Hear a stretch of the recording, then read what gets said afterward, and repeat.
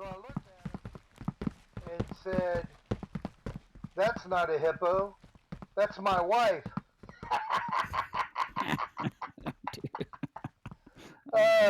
You ready to do this? All right, let's get her cooking. All right, you take your meds? Yes, of course. All your meds? Yes, that's you, Will. Oh, yeah. Uh, Sorry about that. Yeah. Let's get this Let's done. do this. Boom. Yep.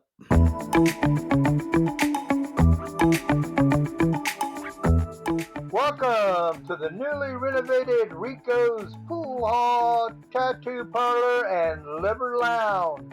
I'm Will Green, And I'm D. Scott Graham. and we thank you for joining us today on Oh My Liver. A podcast about friendship, cirrhosis, and everything in between. We're in this together. Okay, everybody. Welcome to the first episode of Oh My Liver. Yay! Yay! We're so glad you're here. We're happy to have you. Really looking forward to some good conversation, some fun time. You know, just because we have serious stuff happening doesn't mean that we have to be all serious all the time. And Will and I are working at trying to keep a positive attitude and outlook in life. And we're happy to have you along for the ride. So thank you for joining us. And we're going to get started. We'll just sort of, give you a little background on each of us and talk about how we sort of came to be here and how we know each other and how we've been not talking for what, 30 years, Will? Something like that? 35 years. 35. Thanks, buddy. Thanks. Hey, gotta put it in there, man. Yeah. Um, and so we'll talk about that. And so, yeah, go ahead, Will. Give us a little background about, like, how you got here and life and that 35 years in between the last time we saw each other. First of all, I'm gonna say Scott is absolutely incredible. My Oh, well, co-host back at you, here, brother, buddy. no. This man is brilliant. I'm more. I go by Will Green, which is like Charlie Brown. So, Scott is off the chain brilliant, and I got a rock. So first of all, I'm gonna throw that out to him. Second of all, By the I'm way, sure we. everybody. This is an ongoing conversation between Will and I am constantly giving him pushback. I am nowhere near brilliant. I am around brilliant people all the time, and I am nowhere near brilliant. Scott and I met in '85, Yeah, that somewhere in sounds that about right. area. Yeah. He went to one high school, I went to another, and we were two of the best actors that this theater in Winter Haven had ever seen for our age. Now, other people may disagree with you, but me and Scott are going to tell you that's the way it was. We were, Scott's got so many more talents than I do. I'm an incredible actor. Scott is an incredible actor. If you see us perform together, you would just fall out of your chair. And that's not being modest, that's being truthful. So we have these friends. I mean, when I say we, I mean universally we, that Right. It we was sort haven't of a, seen. a crew of us. Yeah. Yeah. Um, and then, if you're on your Facebook sometime and you like saved friends from elementary school or high school or even junior high school and all that, then all of a sudden they want to talk, after like 40 years. I'm not one of those people. What do I say? What am I going to say to these people? Whatever. Yeah, it's Well, more I nerve was, wracking for you. yeah. If you will notice, I am an extrovert. My job is going to be to try to make you laugh and understand that we're all in this together. Scott's too, you know, even though Scott's more technical than I am. So I don't usually, when a friend of that I haven't talked to in that many years says, "Hey, call me," I go, "Yeah, have a nice day." But back in February, I was diagnosed with cirrhosis, which has quickly turned into end stage liver disease. And now I have ascites. And for those who don't know what ascites is, it's fluid building up in my abdominal cavity and on the right side mainly, and behind my right lung. So fluid is always having to be removed. which we should point out to everyone is actually even a little more serious, the fluid in your chest cavity than just in your abdomen. I mean, both are not good and pretty serious, but Oh yeah, where Will's been experiencing it has been it's been a real challenge for him. yeah. So one day, I mean, I post in everything. Speaking of that, on the web page there is a GoFundMe page if you would like to help out some. But second of all, I post things, hey, I'm in the hospital again. Hey, I'm out of the hospital. I'm back in the hospital. And one day Scott said, hey, I've got the same thing. Call me.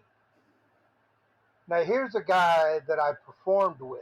And if anybody that's ever performed with me knows, we're family. We got along. We were family.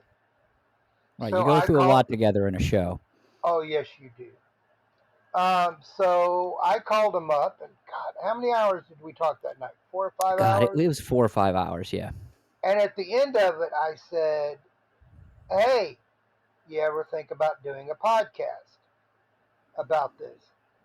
Because I, me personally, and Scott's slightly different, um, I want people to know that they're not alone. I want people to laugh and smile and, you know, hey, we're in this together. There's nothing we can do. We might as well laugh. We might as well do this. And not every case of cirrhosis or liver disease or whatever is the same. Exactly. Scott's got a couple of things. What do you have, Scott? What are some of your symptoms?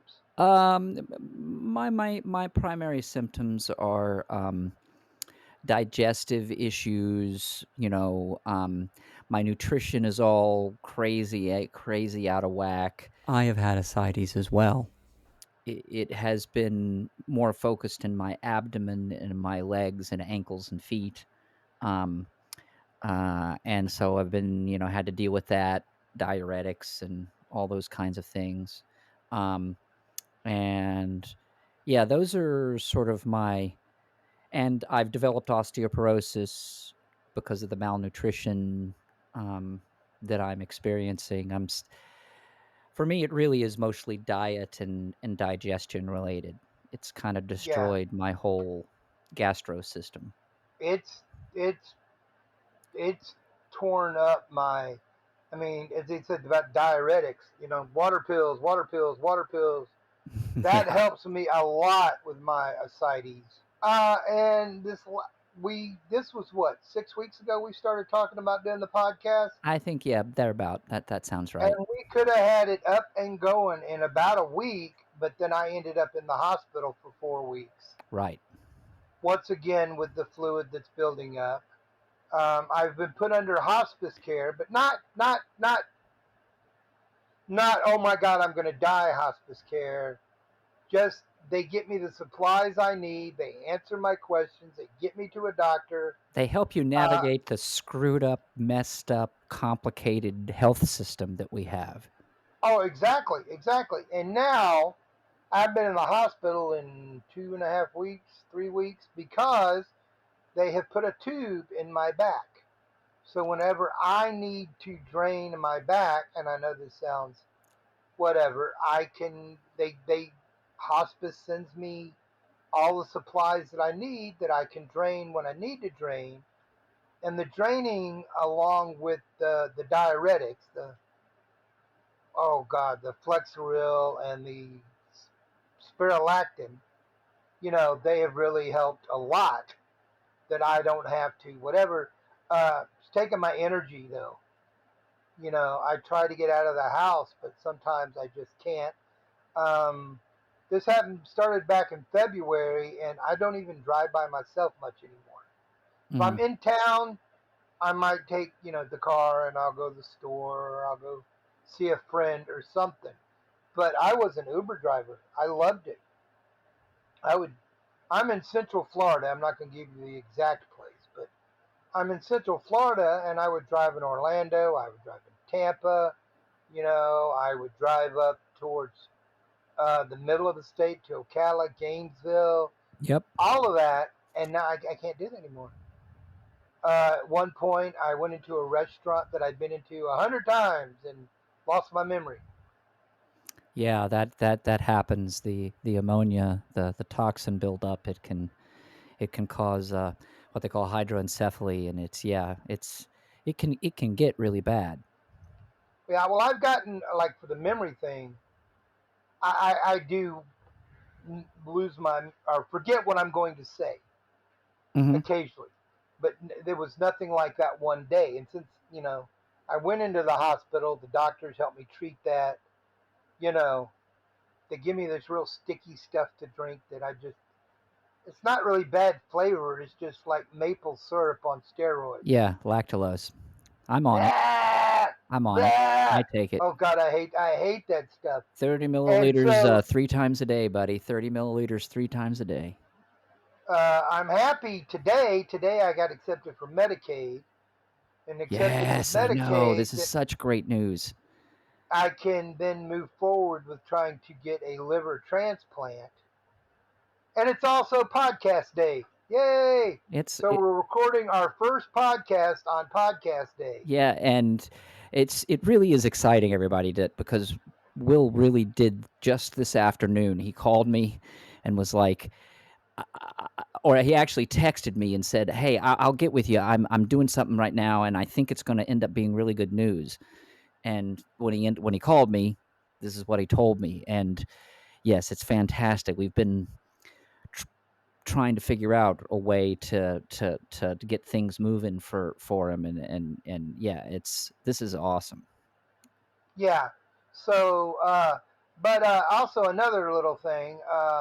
I refer to Scott as my sobriety buddy. There's not really a buddy in the liver cirrhosis world that you can really sort of has a name like that. But Scott and I talk. What do we talk? Two, three times a day now, Yeah, we text and phone chat, at least a couple times a day. Um, and we'd love to be in the same studio in the same area doing the podcast. But I've got all my medical stuff where I'm at. He's got all his medical stuff where he's at. So we'll Facebook or we'll call and we'll discuss this, we'll discuss that. We'll discuss our issues. We'll discuss things that made us laugh during the day, and all of that, at least two, three times a day. oh yeah, and we're fairly tangential people, so you guys Yeah. are going to be along for the ride because I'll guarantee you we are going to go off on tangents. It will happen.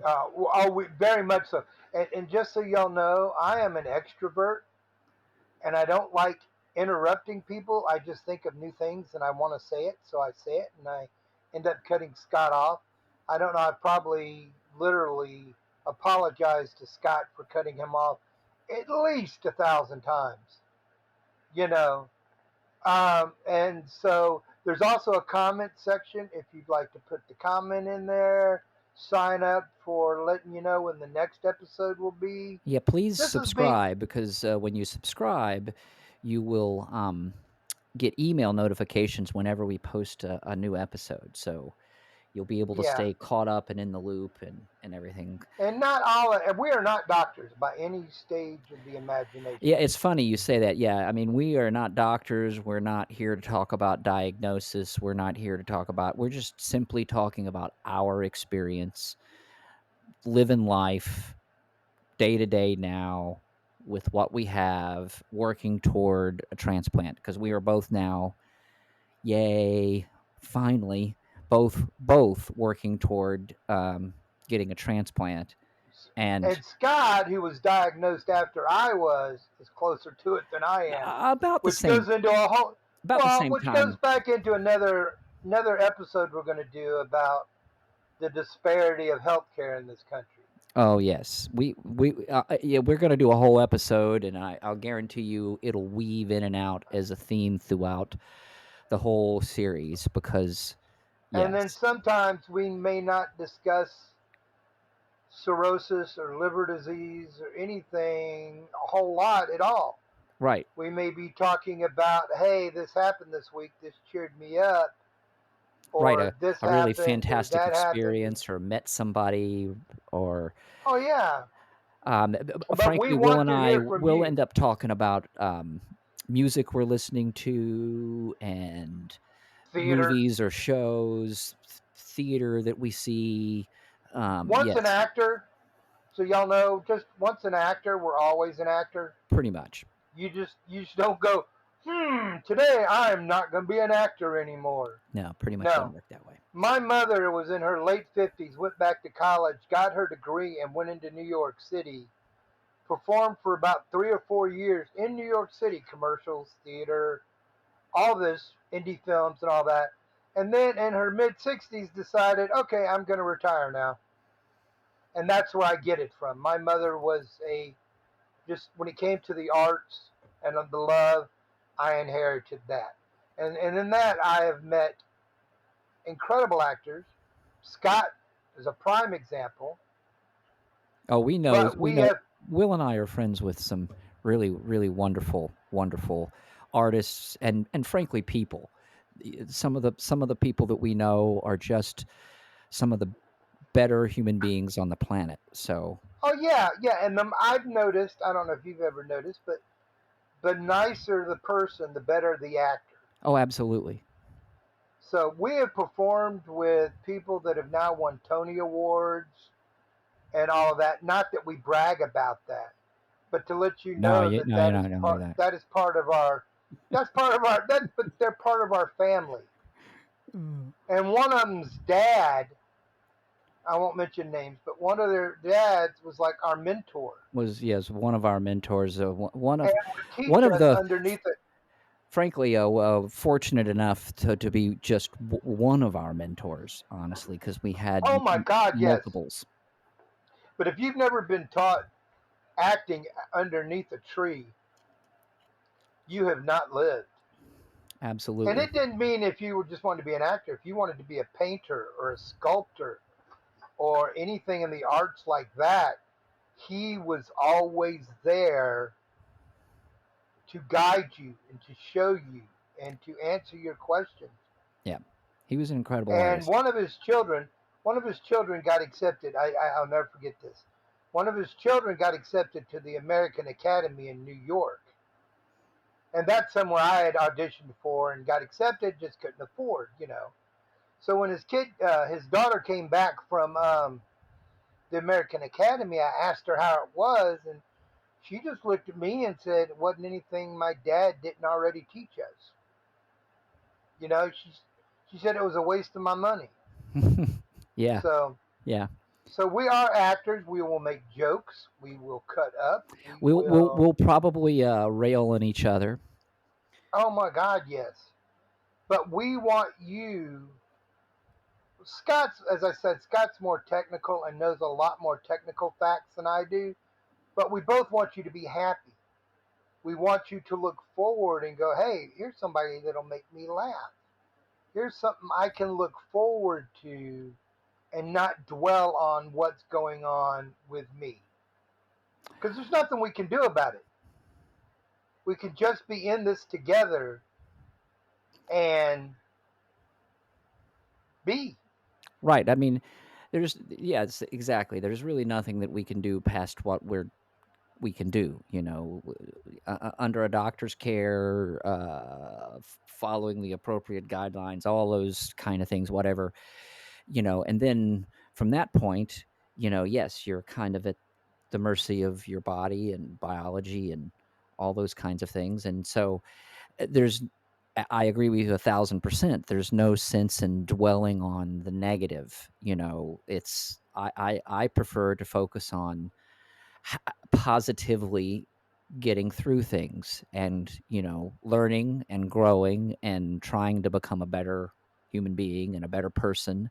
And um you know that's a process, frankly. And it's funny, I mean, for me, I feel like I'm in a real place of new discovery with that, and really trying to reconnect with myself, which is funny because it's not kind of a theme running through everything, because Will and I are reconnecting. And um, it yes, it's something that we hope that we can just give a little bit of light and goodness and levity, and just camaraderie, family, so to speak. um And we've been family for 40 years, even though we haven't really, seen each other. Or exactly, I we did mean, get the occasionally, we did do the occasional birthday, hey, how you doing, yeah, sort of yeah, thing, which is more than what I do with a lot of people that come across my Facebook. So, yeah. Scott, tell us about your story. Well, it's kind of similar in that I uh I got diagnosed really the beginning of this year. It was February, March. Um, I was actually in a run of a production of Inherit the Wind, and was having a lot of difficulties with the run, and had been having difficulties for a while, and decided finally, okay, it's just I have to go to the doctor and figure it out. Was not expecting them to come to me and say that I had cirrhosis. I was expecting them to come and tell me I had, I was lactose intolerant, or had, Uh, celiac disease, or some kind of. let, let me interrupt you there since you're on that subject too. The way that I found out that what I had is I was laying on my bed eating a cracker, and I took one bite out of the cracker, and it felt like my stomach was a cinder block. Mhm. So these things could just pop up on you, and you should really go see your doctor. Yeah, I mean, ultimately, it's paying attention to these things, paying attention to your body.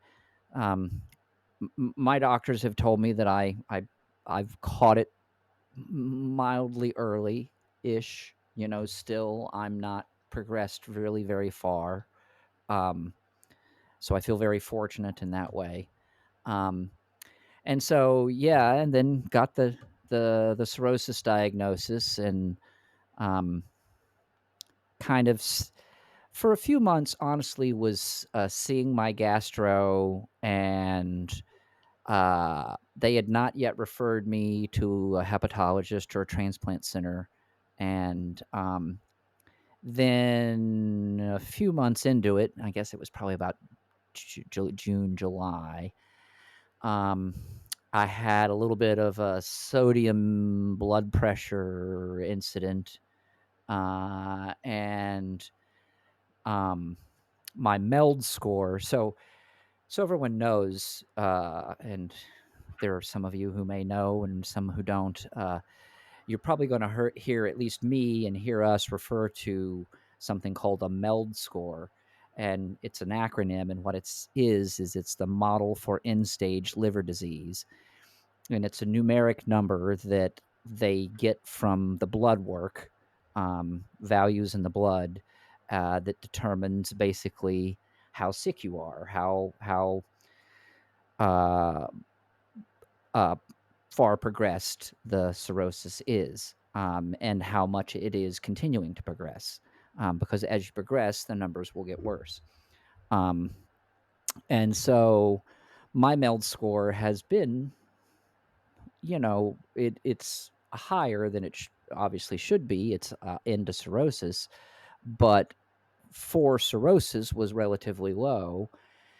And I was with diet and the diuretics and so forth, I've been able to kind of keep it in a fairly solid place. Well, in like June, July, it kind of spiked up, and I think my gastro decided that it was time to refer me to a transplant center and to a hepatologist. And so now I have been, and I've been accepted as a patient.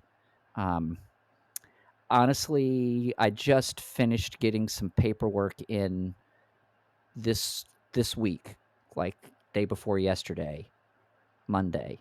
Um, I got the rest of the paperwork in that should now make it so that they will list me. So I should hopefully here in the next couple of weeks um, be getting placed onto the transplant list. Now, I'm probably going to wait a while before I actually get a transplant because, again, my MELD numbers have been relatively low. Um, Although the most recent round of blood work I've had did go up some. So, um, so yeah, and like Will said, I saw through social media that Will was battling the same thing, and I was like, "Wow, what are the chances?" And honestly, it's for me, it's kind of a little, I don't know what the right word is, spooky or or uh, ironic, or I don't. It's not ironic. I don't know what, but anyway, how many sort of brushes connections to liver disease that I actually have. Um, First of all, my mother had cirrhosis and had a transplant. Um, and I have a really good friend that lives here locally where I live who 3 years ago had a transplant and is doing fantastic. And I have another friend besides Will that is also going through cirrhosis. And so it's kind of one of those things. And so, and the doctors have told me that genetics are the big culprit for me. That is, the big factor of how and why I've developed this is, my genetics. Yay. And seriously. And yeah, so, I was gonna say too, everybody, just a little bit of a sidebar, and we'll try to keep it as contained as we can here and there and stuff. But honestly, for real, liver disease is gross. It, you know, it's just what it does to you, what it does to your body. Uh, Everything about it is just gross.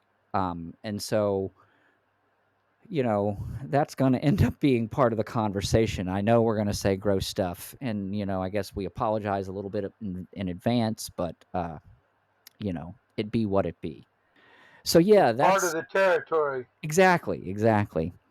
So that's a little bit of background, I guess, like how I came to be diagnosed. Like I said, it wasn't really expected at all. Even though my mother had had cirrhosis and so forth, it's Oh not yeah, really it one of runs in those. my family too. Yeah. Yeah, I mean, I suspect genetics are a big part of it for both of us. And I have to say for real, it's been a little, it's gone back and forth. When I first went to the transplant center, and my initial evaluation with the transplant center was a huge appointment. It was like 5 hours long, and just so much information and so much stuff. I spent probably at least 20 minutes, a half an hour with every member of my team, some of them longer. And my team, I mean, it is a team of people that are attending to me and this right now. I mean, there's two hepatologists, there's a surgeon, there's an anesthesiologist, there's a pharmacist, there's a nurse coordinator, there's a social worker, there's a physical therapist, there's a dietitian. I mean, it's really crazy. And I spent in that first appointment probably 20 minutes, a half an hour like I said, with all of them minimum, some of them even a little longer. The hepatologist was probably honestly closer to an hour. And yeah, and now like I said, I'm probably on the cusp of getting listed. They've been talking to me very seriously about a living donor, which is probably something that we'll talk about through the course of the show. Exactly what a living donor is, and the difference between really a living donor and a deceased donor. I mean, obviously, you can just from the titles, you can probably kind of figure them out. And I'm sure we'll get into talking about like the transplant system and the way it works. Like I discovered this, like even with the folks that I had known that had dealt with this, I wasn't completely aware of how everything really works. And it's not as straightforward as people think. The organ transplant list is not it's not like a big list of 10,000 people, and today I'm number 10,000 and tomorrow I'm number 9,999. It doesn't really work that way. It's a little more complicated. Things are much more geographic based. The organs they have a finite period of time they can be outside of a human body before they lose viability to be able to be transplanted. So there's sort of limitations that are inside of the system that drive really the way it works. And, we'll, I'm sure, talk about all of that stuff too, just because it's difficult to avoid as we're getting all into this. So, and I got to tell you, I share Will's same feeling about like, I hope that can, our conversations in some way can help some of you guys out there, if any of you are dealing with it yourself or have family or friends that are.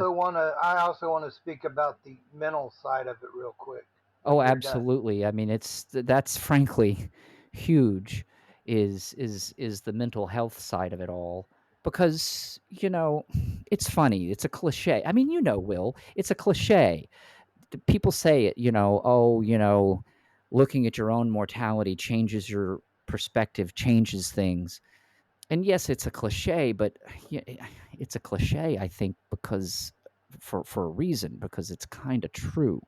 And yes, the notion of the fact that my body is without the proper care and assistance is sooner rather than later going to give out is psychologically a little crazy to deal with, and it Oh, takes some processing. So you're absolutely right to we yes. yeah, I suffer from ADHD, but was only re-diagnosed with that 2 years ago. I technically have dealt with it since I was 5. And frankly I've probably suffered before with that too. probably yes, but I suffered the depression. I handled it separately. The stress, the anxiety, I've handled it separately. The anger, the frustration, I've handled it separately. Now, after speaking to my psychologist, psychiatrist, whatever he may be, we put it all into one. I have one thing that helps me with everything except for focus. So if we're in the middle of a conversation and I go, "Oh, look, squirrel," then I've kind of jumped off my rocker there. But it is going to be depressing. It is going to hurt. And I'll let you on something a little personal. I had come home from the hospital last time, and 2 nights later, it was like a boulder that hit me on the head. I had never been so scared. I had never been so frightened. I immediately balled up in a ball and was crying. And I have a lovely group of angels around me, non medical support friends that are there 24/7. I called them. I told them, I sent them messages and I said, you don't need to call me tonight, but I am going to let you know what's going on. And then one of my sisters lives with me here. And bless her heart, she's a brilliant, smart woman. But I called her and told her what was going on, and she wasn't sure what to do. And then we started talk. We talked for just a little moment, and then she realized, wait a minute, I'm his big sister. This is my job to be there to maybe calm him, Hmm. to maybe let him know that we're all here together. We're not going anywhere. And Sometimes just having that person there, just having somebody friendship is sit a next to you. brilliant thing. Yeah. Exactly. And that's the thing with ADHD. They have a thing called body doubling. Hmm. And if someone is just there, they don't have to be doing what you're doing. They're just there with you, moves mountains. Hmm. You feel more comfortable, you feel more secure. But if anyone is starting to go through this or they believe they're going through this, no, it's going to be, you're going to get depressed because you're going to start thinking about everything. But if you surround yourself with the right people, the right animals, the right everybody, and you can decide if they're right for you. Can Exactly. you and you will make that's why I say Scott now. He's my sobriety buddy. We talk 3, 4 times a day. I don't know where I would be right now if I had not called him when he asked me to 6 weeks ago. I don't. Yeah, I mean, I feel this. Feel very the same way. I mean, there's a real, and I don't know how to describe it. I don't even know. I can't. It's difficult to make it really tangible. But y- yes, I feel the you know talking with you every day is supportive. Um, Honestly, even when I feel really positive, it's it's you know it's just really supportive to still be able to connect with you and um to hear about what's happening and to have conversations about it. And And listen to me apologize because I'm laid up in bed with 12 pillows behind my back yeah. and all of that. But I do also quickly want to add in there. There is a comment section on the Facebook page. You want to write and leave a comment anytime, 24/7. As soon as we get it, either Scott or I will reply back to you. If you leave an email address, I will reply back to that email address, or Scott will. You know, so you know that you're not alone. It's not one of these things where, oh, look, someone else. No, because I was given the support by my friends, longtime friends, and all of that, that I give back to the world what was given me. So remember that. If you want to leave a comment or if there's something on your mind that may be bothering you, or you have a question about treatment or what you should look for, by all means, leave a comment and we will get back to you almost as quickly as we can. I say almost. I'm on a lot of heavy meds, dude. You know, Yeah. sometimes I just lay out here and I go, wow, ceiling fan. But no, we'll get back to you as soon as possible because we want you to know that you're not alone. And Scott is laughing and smiling here.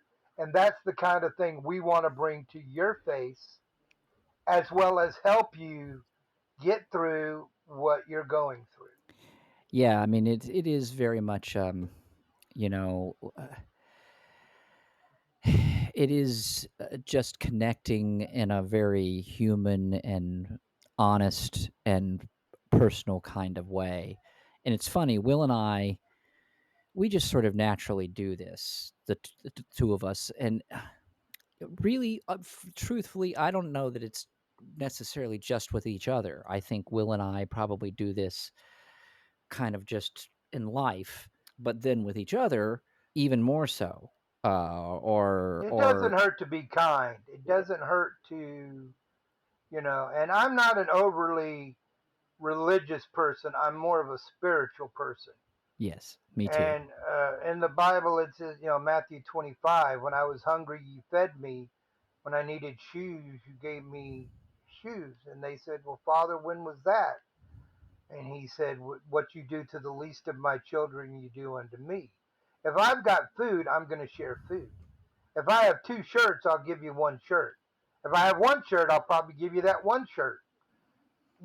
That's the way to me that life deserves to be lived.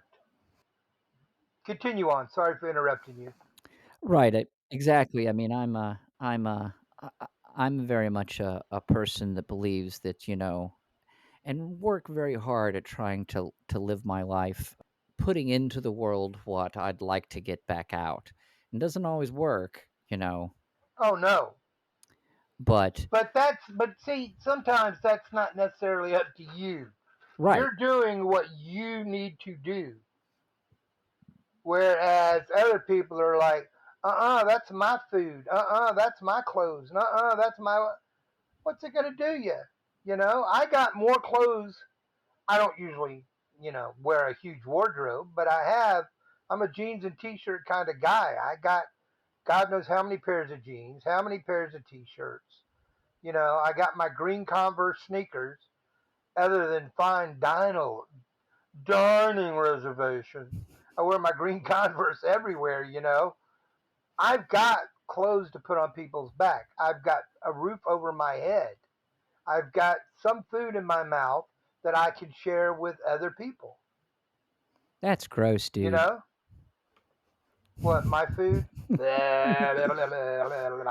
um no, it's yeah, I feel very much in the same vein that and for me it even goes beyond just logistical, physical things. It sort of moves into the, I don't know what the right word is, the metaphysical, or the philosophical. It moves into um, just uh, emotional support, and having a little empathy and appreciating um, what somebody else is going through. And Oh yeah, my it's mom always called that home training. yeah. And it's one of the things I say right now. I mean, in the crazy freaking world that we're living in right now, I say frankly all the time, a little empathy can go a long way. Um, and I work really hard at that, and I recognize I can work harder. I have, you know, m- way further to go in my life. I've not even begun to scratch the surface of really what's possible or where I should be, or however you want to put it. But And even going through what we're going through, that is our primary thought. yes, I mean, certainly, I mean, frankly, I guess back to that a little bit. You're absolutely right, Will. I mean, my entire existence now kind of really revolves around. Well, you have true obligations, and I'm not going to go into what I think true obligations are. And you take care of those obligations that you absolutely have to take care of. But then it doesn't become about you. It becomes about, hey, what can we do for others? Exactly. What advice can we give to help them? And Maybe not, and I hate using the word mope. how can I just live so that others can see in my actions that I'm working. I'm as as Jules put it in Pulp Fiction, you know, I'm trying real hard to be the shepherd. Oh, And yeah. it's the thing is it is really hard. It is really hard to live life in that kind of way. It takes work, and many times it's exhausting. And But you keep doing it. right. Well, and I see why we get tired, we as human beings, it's but it ends up being worth it, I think. It's always kind of felt like it to me, you know. And like I said, I am in this period of growth and stuff that I'm in right now, and it's weird because I've said this to people. It's a strange kind of dichotomy to be in. You probably find this a little bit too, Will. Uh, my body is failing. Oh It's yeah, you know, but my perspective is actually growing. Um, I feel like it's, I'm working at trying to be more empathetic. I'm working at trying to not be as reactive. I'm working at trying to be more engaged and be more responsive. And, you know, there's a book I read recently and it had a line in it that was talking about if you've let friendship, and this sort of ties us together a little bit with our theme of this episode, which is reconnecting. You know, that through the years, if you've let friendships falter, unfalter them. exactly. And I feel like I'm in that real place right now where I'm trying to go back through my life, and people that I have neglected or lost touch with or what have you through the years, really work at reconnecting that. Well, And see, I get the opposite. I'll go through and go, why did I friend them in the first place? I didn't like them in high school. I didn't like them in elementary. I didn't like them in college. Why am I friending them now? You know what well, I'm and saying? And I yeah, hate I that. feel you there, and I I hate that because I sit there and I look it over going, why did I friend them? My best friend when I was in elementary school was the coolest kid around. He was being raised by his mom. We got in trouble together. If one of us got in trouble, we both got in trouble, that sort of thing. And now he is a raging racist, homophobic biker. oh, perfectly normal. Well, I don't know. I haven't talked to him, and I don't. I think he kind of blocked me on Facebook. Though we didn't part when we were talking on Facebook about, we weren't angry with each other. Right, wasn't But like you were in some heated political no, discussion or whatever. now I'm straight, but I am a huge LGBTQ ally. You Absolutely, know, 100%. Me and too. I am always posting things on my, like when unfortunately the Pulse massacre happened in Orlando. Here are people I worked with at Disney and Universal for years. Could they have been there that night? Right. And I think it was something that I posted like that, and he wrote me back this just rudest letter and all of that. And I'm like, Keith, we were best friends, man. I've not done anything to you. Yeah, Right, but this right. Well, shit and you shows didn't up you on my didn't prompt page, that and at you need all. to. I mean, you posting that on Facebook is not asking for him to come attacking you. I mean, you're just sort of Yeah, saying, so then I go back, and there's loads of people from like college. I just want to go thump, thump, thump, thump. I got one good. I've got one. I got a couple of fraternity brothers from college. One of them's a big old liberal redneck, and every Georgia football game, we're always texting each other all through the day because his first wife, God rest her soul, was an Auburn fan, and I never met her. uh-huh. Apparently, she was from LaGrange, where he went to college, but I never met her. And one day he messaged me. He goes, "Rhonda said I had to friend you on Facebook." I'm like, "Well, why did Rhonda say?" "Because she likes you. She thinks you're a great guy." And she was a big Auburn fan. So they used to have a Christmas thing that whoever won the Georgia Auburn game got to decorate the Christmas tree. Oh, right. Yeah, yeah. So now Bill and I have been, no matter Bill's one of those attitudes about, listen, I got to get up at 4 o'clock in the morning and go to work. I ain't got time to be taking somebody else's whatever on.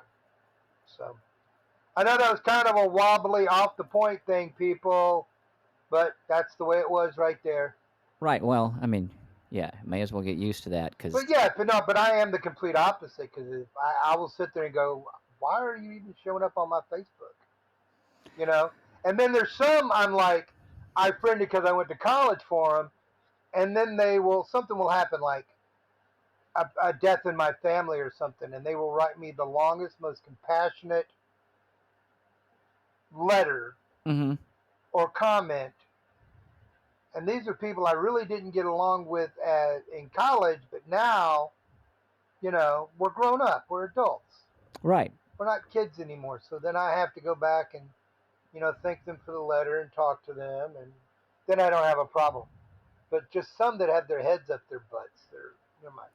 Yeah, and I guess I'm mainly talking about folks that I was close with really at some point in my life, and for whatever reason, let it go and let it falter, let it Yeah, dissipate, yeah, and exactly. I was thinking the same thing.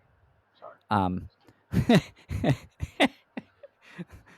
And for me, that process, because I agree with you about the random people. I mean, there are people that I've somehow kind of started to reconnect with, and then realized after reconnecting with them, like, oh, this is not the person I remember them being at all Oh, necessarily. So, exactly, exactly. and so there's definitely that, but it's one of those really goofy things for me to be in such a period of personal reconnection while at the same time, dealing with such physical extremes. Yeah, I'm with you. I'm with you. But yeah, I feel that you and I, it's kind of kismet. You know what I mean? Yeah, Us finding each other. there's a reason. There's a reason that we reconnected. Yes, and some of it is about this very thing. It's a little meta here. This thing we're doing right now is, I do feel compelled to, like you, to do. It's like, I'm excited. yeah, it's about, again, connection and y- uh, the need, the feeling to give to the world, and to know that because I know that I mean, as this progresses, I'm going to need lots of stuff. I, like you, pardon. I, like you, see, there it is. Liver disease, gotta love it. Um, Yeah. uh, Think about it. Take deep breaths.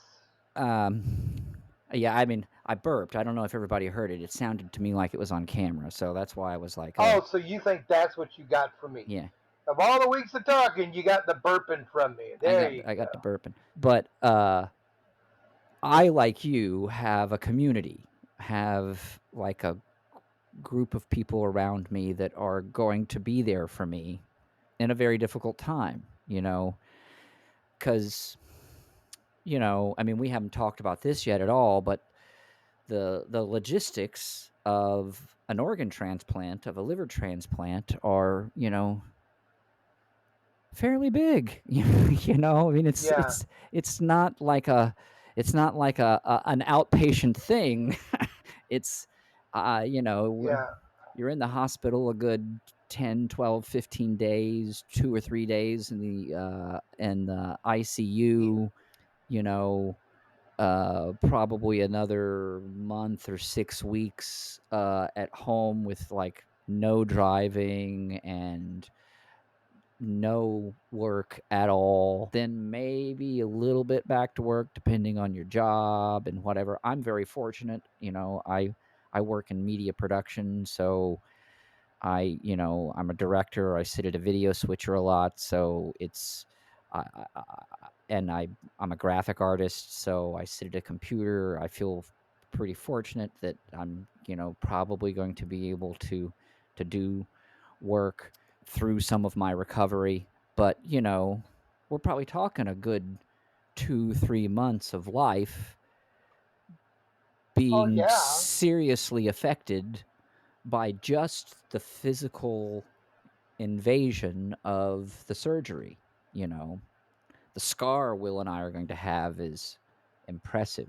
yeah, Yeah, I mean, it's Frankenstein scar. It's serious. yeah. But I kind of also look at that. You know, I honestly, we're getting up in age, so hey, speak we for could write yourself. that. Well, we could write that off as like, you want to see my war scar? Yeah, Yeah, yeah. I that mean, happened when I was fighting in the first Gulf War in the early '90s, right there. You right. see it? Yeah, I was fighting 5 Afghanis at one time, man. Yeah, It was it's crazy, crazy. but I survived and I took them all out. Yeah, nobody's gonna believe that shit about me. Not a No, they're not fucking gonna word believe of that shit that. about me either. um, They're not gonna believe that about me either. But it's worth the try. See? right, right. Yeah, honestly, the scar is one of those things that I have to say. Yes, it's once I'm through everything and through the surgery and liver's good and it's all good, and everything. The scar And is there's going to be still one of those 20 things. million pills a day. Exactly. The scar is one of those things that honestly I'm probably going to be kind of proud of. I'll be willing to show. I'll be willing to lift Yeah, my shirt and show people. Be like, yeah, see. that big cut down the right side of your body, Well, or it's depending on how almost they're like a gonna go in. star. Like it's like a Oh, is it? yeah. It starts sort of like just under your sternum.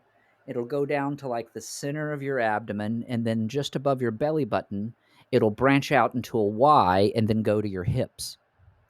Oh, see, I told you he was the technical guys. Yeah. He's the technical man. Me, I got a rock. But it's a So they're pretty gonna rock. open me up.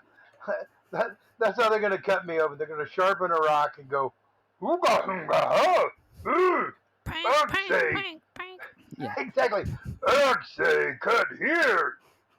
It is it's one of those crazy. I mean, because it's like they have to, they basically flap us open, and so they can get in and out, and our liver, and surgery is 8, 10, 12 hours. And yeah, so the actual physical surgery itself, honestly, that was for me, that was probably a day, 2, 3, maybe even processing that, just dealing with it intellectually first and then dealing with it emotionally, kind of dealing with wrapping my head around, you know, what's going to end up happening. Well, anyway, I think I think we've done pretty good for our first episode. we've talked about quite a bit, and we're probably going to think about 50 other things, and which is why it's a series, and And we would love to hear what y'all think that you would like to hear. yes, how we can focus our conversation, things you'd like to hear us talk about, and you know, it's really exciting to be able to share this with you guys. It's um, because it's certainly interesting and different, and affects a lot of different things that you don't even really realize. So yeah, thank you for joining us. I Please, do want to say something real quick. oh, please do. This is our first episode, and we weren't sure or whatever. But y'all brought out the talkie in us, and we have gone an hour on our first podcast, which is awesome. And we're very, very appreciative of that. Thank you, each and every one. Now, next time we do an episode, which hopefully will be about a week or so, uh, I'm not going to be so formal. Y'all are going to be part of the family. And I'm just going to call you out, bro. Yeah, bro. You know? So Yeah. there you go. Just know that now you're part of the family because you listened to the first episode, and Scott and I can't wait to have you back. Yes. Please keep coming back. You know, we're just going to keep talking and talking about what we're dealing with and talking about our perspective. And that's really all we have is our perspective. So we're excited about it and we're thrilled to have you guys with us and look forward to next time. What are we going to talk about next time? I don't know if we've completely decided that I don't yet. know if we've decided that yet either. We have a couple of options that we've could consider, but We I are. don't. If anybody out there has a suggestion, send it too. Oh, absolutely. Um, but we'll certainly be talking more about our experience with healthcare. Almost definitely. Will's situation that he's been dealing with over the past month, 6 weeks alone. Honestly, I feel like we could have multiple hours of conversation about. Um, and So, yes, thank you for joining us. And we look forward to continuing our conversation. And we will leave you with this quote by the great American poet somebody. I cried because I had no shoes till I met a man who had no feet. Mm, Think about it. indeed. Thanks, everybody. See you next time.